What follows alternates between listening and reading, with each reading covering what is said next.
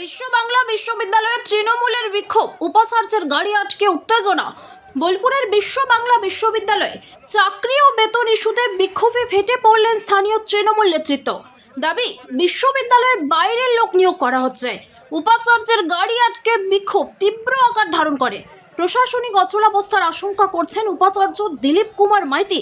ঘটনাস্থলে পুলিশ পৌঁছায় এবং পরিস্থিতি নিয়ন্ত্রণ করে। এই গরিব মানুষের মায়না দিচ্ছে না, প্রথম কথা।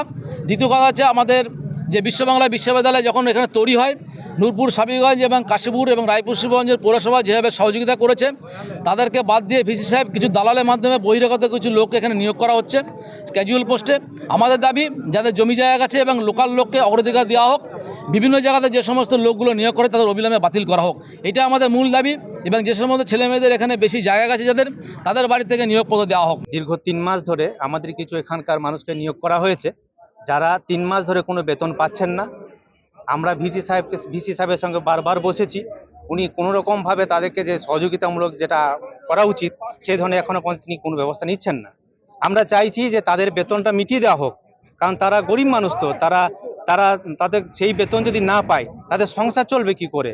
তাদের তো বাড়িতে বউ আছে, বাচ্চা আছে, তাদের বাবা মা আছে। আমাদের এখনো রেজিস্টার বাইরে আছে। আমি একা কোনো করি না, কোনো ডিসিশন নিই না। আমাদের একটা কমিটি আছে, সেই কমিটিতে ফেলবো। আমি অলরেডি বলেছি কথা। তো ওনাদের কিছু কোয়ারি ছিল, আমি কালকে বিকাশ ভবনে গিয়ে সেই কোয়ারিগুলো করেছি। আজকে আমরা মিটিং বসে ওদেরকে আশা করছি টাকাটা দিতে পারবো।